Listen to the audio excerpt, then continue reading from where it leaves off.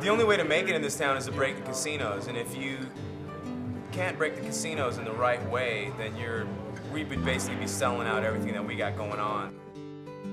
We're not gonna get down to some sappy bullshit just to make some money in the casinos.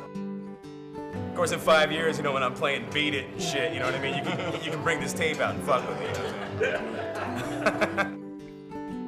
You see a lot of your top musicians in town are playing because they can get paid up there.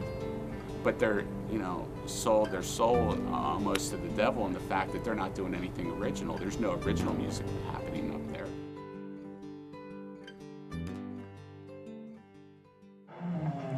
What's going on here? What are we watching? It's Bubble Down at Gino's 2, this bar we played at. Now what's gonna happen here? There's this lady coming on the dance floor on crutches, and there's this lip about this big on the dance floor, and she's dragging her crutches, and it just hits the lip, and just drops her. So it's about to hit the head right here, and then you'll be able to see. She kind of bites it, entering the right side of the screen.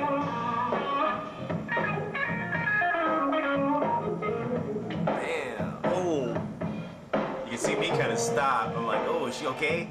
Hey, you alright? You alright, lady?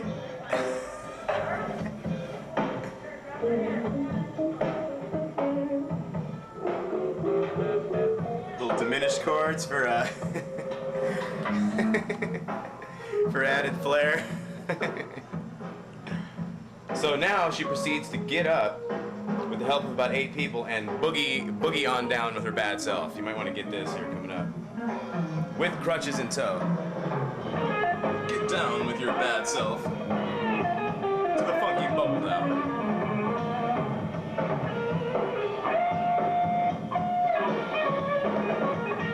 Various rock and roll poses and maneuvers. Devil horns there, I believe.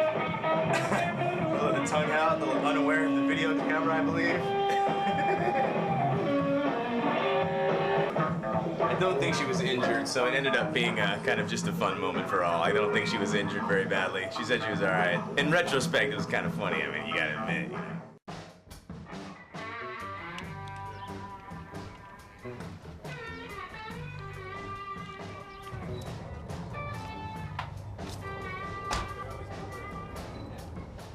Like a force coming out of your amp, man, for like 3. It was wild, man. You know, we all made eye contact over there, man. It was like, I was like, what is it? What the hell was that, man? Nice playing going on. Yeah. Over yonder. Yeah, like a hurricane or something. I was like, damn, man. Shit, there's some awful shit coming out of there for real for a while. Definitely.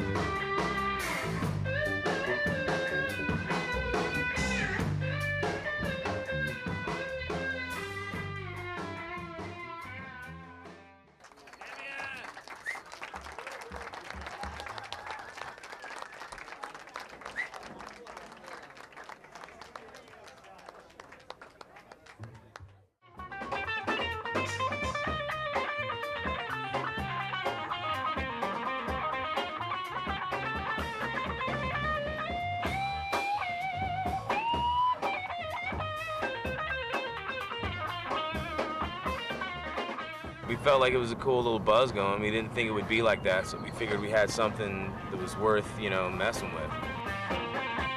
When it's new and it's exciting, there's a little interest going, you know, on everybody's part. Everyone's excited about it.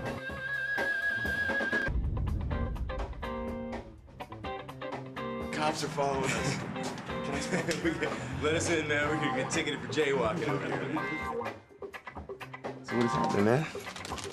Besides filming, Oh, shit, a narrow brush with the law, right?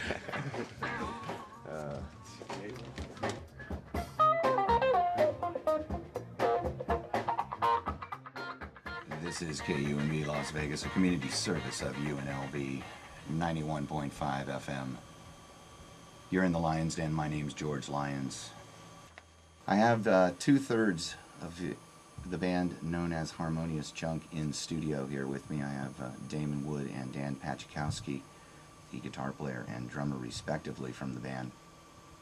And speaking of Legends Lounge and good music, you guys on Friday night absolutely blew us away.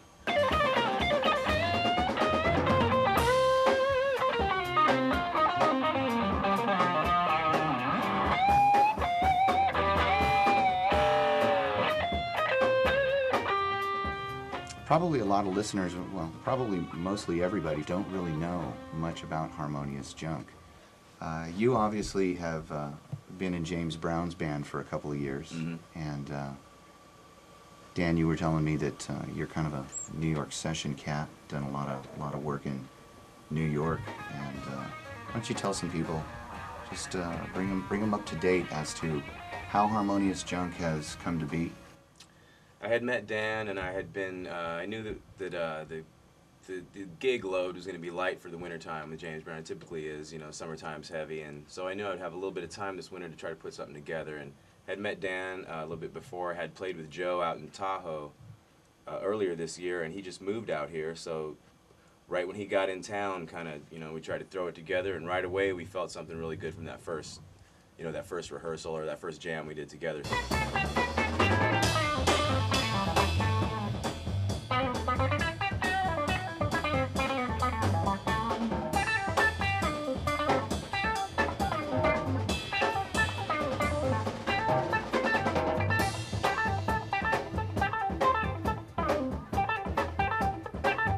And luckily, you know, Joe had known Rudy over at Legends from being in Cosmic Freeway. This is Joe Warren, right? Joe Warren, yes.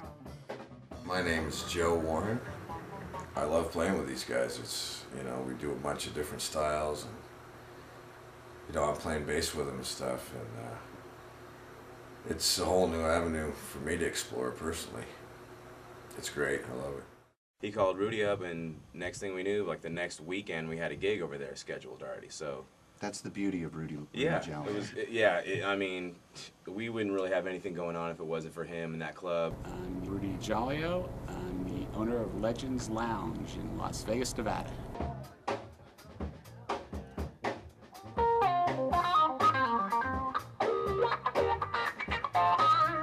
Through time, what happened was Reggae and Blues Club closed, and I got a chance to do a show. So we built a stage and brought sound in, and from there it just evolved. It's amazing that there's any kind of club in town that something like that's going on, and you know, to have the reprieve from the you know, from it all dying is cool. To have an extra green 3 mile, months, as you you know, say. Well, it looks like we've got maybe an extra 5 months. well, so, hey, the more the merrier. Are you closing Legends? Is this I haven't we're not closing. I've actually sold Legends.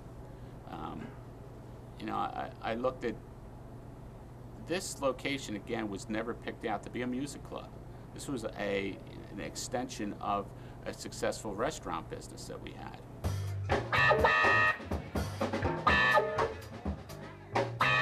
Legends will become a slot bar.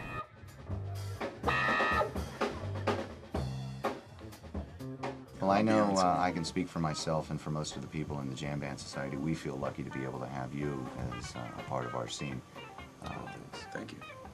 My buddy Eric was saying to me, you know, we finally have a real jam band here from Las Vegas. So I guess we're the Las Vegas Jam Band Society, but you're the Las Vegas Jam Band. Well, thank you. Yeah, thanks. We appreciate that title. We'll take it. You're in the Lion's Den. This one is titled right now "The Porch Song." It was written on a porch. So.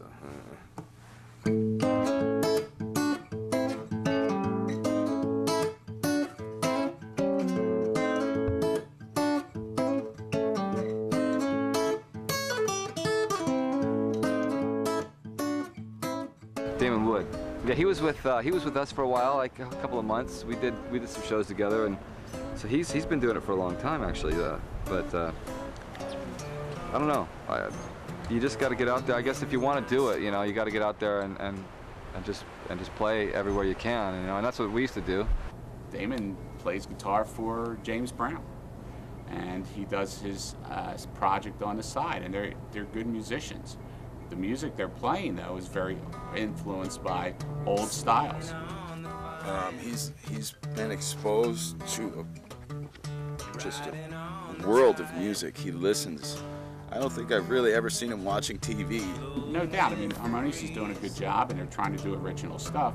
What I'm talking about is the general style of music. It's very funk-orientated based, which, as we know, funk has already happened. Sparkling with insight, patiently preparing to dance in daylight. He listens to music constantly and listens to different music constantly.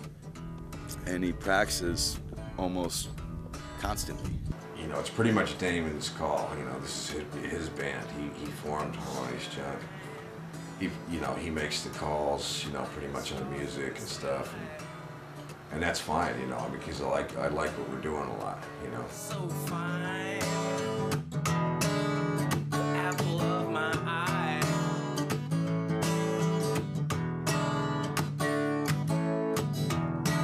Brilliant blues, any color you choose.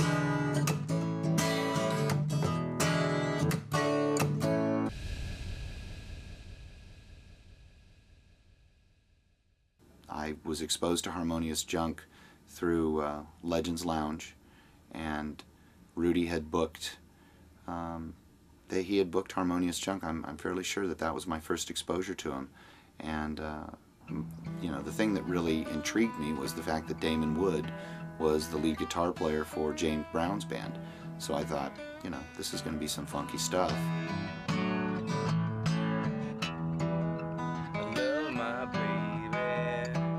I was saved in a way, you know.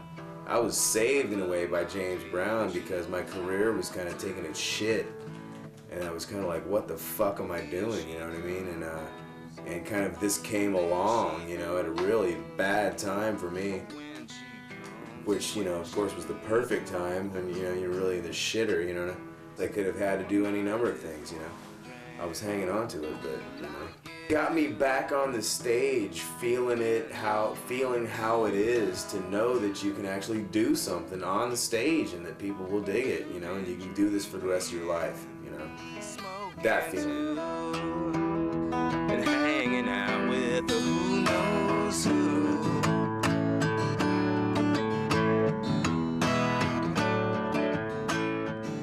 Pretty important to me to make a point of you know, talking about James Brown. It's just kind of an amazing thing to get to be around a legend like that who really deserves that status and, you know, is still much loved and respected by musicians and music fans everywhere, you know, me really being one of them. Trying to get to you. I got the green-eyed blues. Shades and hues. He's an example to me of someone who broke boundaries and created his own rules and broke rules and made new rules that people didn't think made any sense, but either I heard him or seen him quoted as saying, if you think something doesn't make any sense musically, you know, it's like, do you trust your mind or do you trust your ears? Which, you know, was like trusting God. Do you trust God, your ears, or do you trust somebody else's rule book? And there she goes, oh, when she comes and where she goes. You know, with music is a art. You know, not to be critiqued all that much, just listen to it. Do you dig it? Does it sound cool, you know? Does it make you laugh and cry and want to dance and things, you know? And that's what's important.